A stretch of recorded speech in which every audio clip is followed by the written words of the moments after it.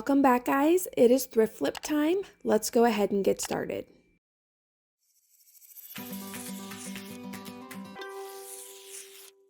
We are working on a few more Easter projects in this video, and we are going to start with this carrot garland that I had picked up, I believe sometime last year.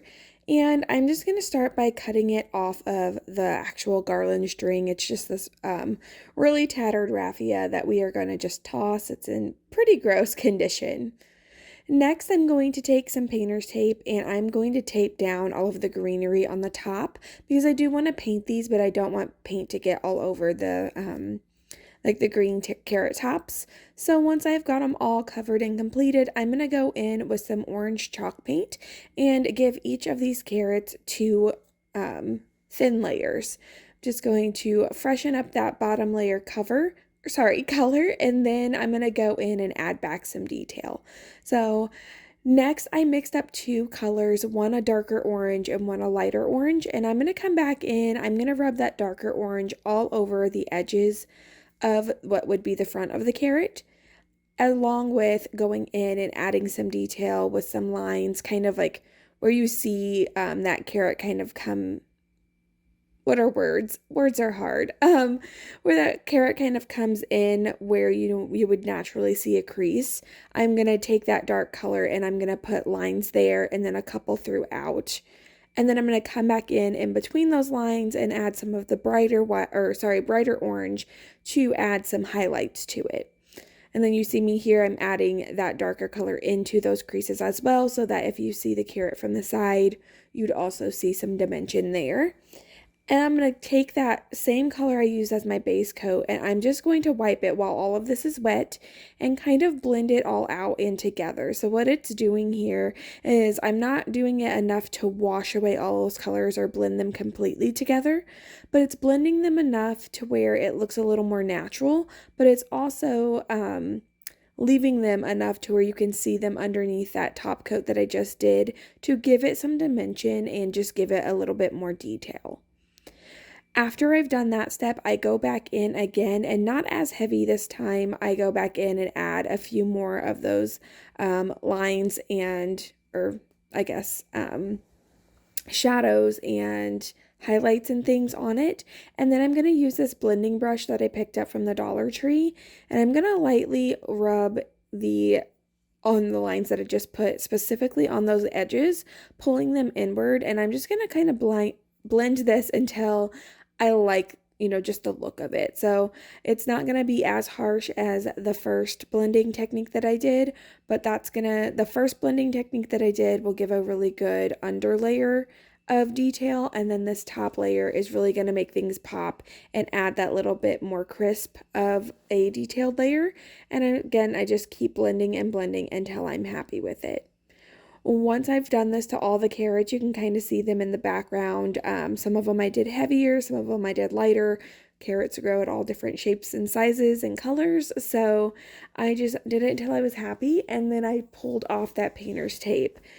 After that, I just needed to seal them all with some polycrylic to make sure all of that chalk paint stays in place. So I did paint the front and the back with this and let them dry, and they are complete. I'm really happy with how they turned out. I think they're super cute. When I found them, I just knew that they needed a little bit of help with detail when it comes to the painting.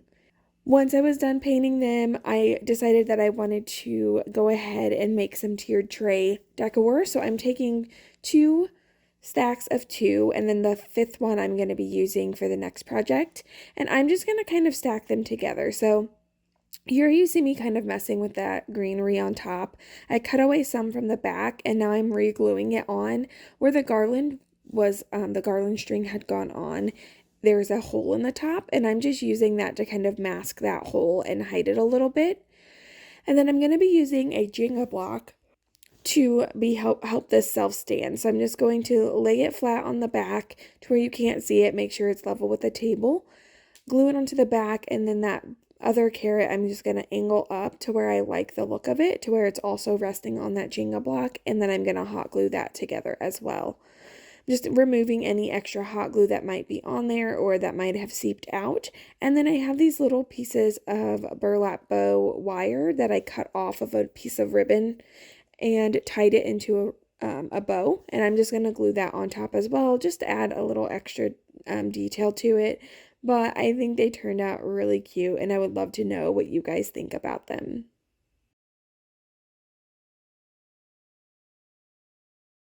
Next, we are going to be working with this bunny door hanger. You see me here pointing out that the face and the bunny tail are on the same side.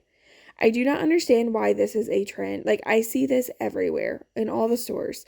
They'll have the face and the tail on the same side, and it drives me absolutely bonkers because where is the tail on a bunny? On his butt, not his face. So anyway, I digress. I just kind of took my hammer, knocked down anything that might seem like it would be loose, and then started removing the pieces that I don't want, including this bow. So I'm just removing the staple that was holding it on.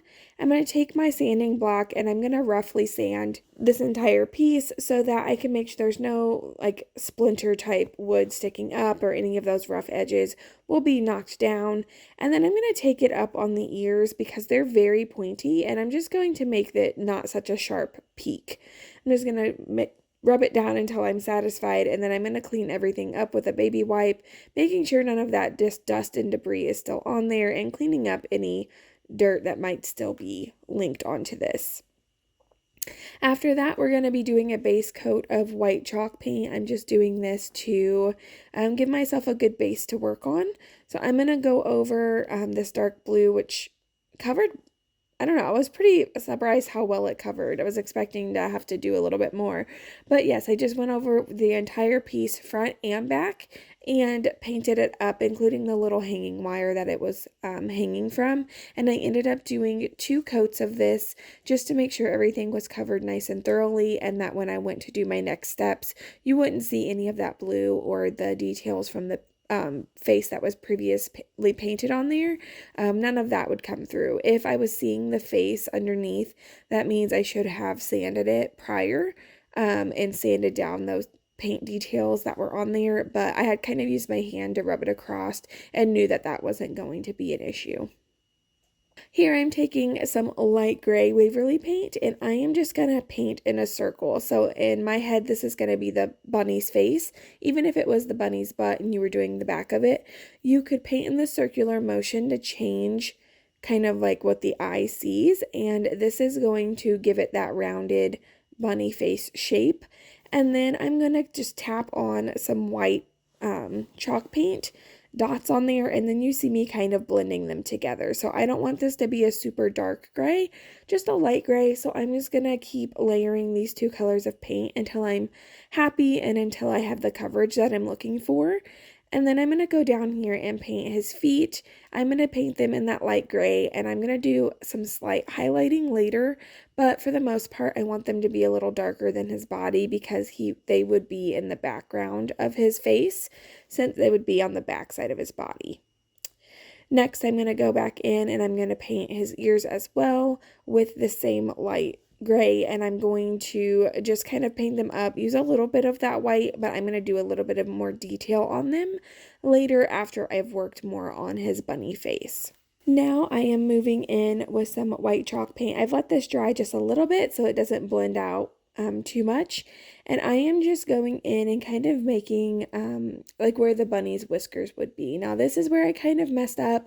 I didn't pre-plan the face, which I think you should do, and I made this a little bit too high. I wish I would have moved it down more onto the, from the bottom, the first and the second piece of wood that you see there. I think it would have just centered the face a little bit better, but I had just gone ahead and gone in. So what I'm doing is, like I said, making that little white pouch of fur where the whiskers would sit, and then I moved on and I'm painting the eyes on. And again, I wish all of this was shifted down at least just an inch, but we are our own worst critic. So what you could do if you're not comfortable, like I should have drawn this out, but if you're not comfortable with drawing, you can go on and pick out a face that you like, print it out on the computer, and you can use that to trace it down.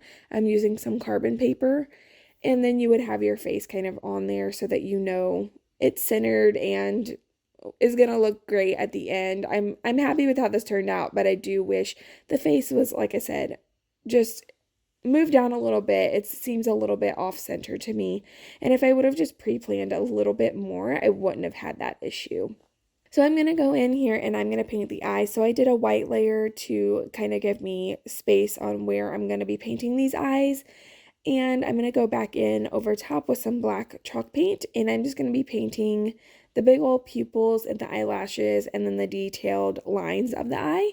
And then I'm going to go back in and add some highlights to the eye to show that, the light is reflecting off of them. That way they don't look so dark and creepy. I'm just doing this. I'm going to make one larger white circle and then one smaller light circle right above it. And then I am done.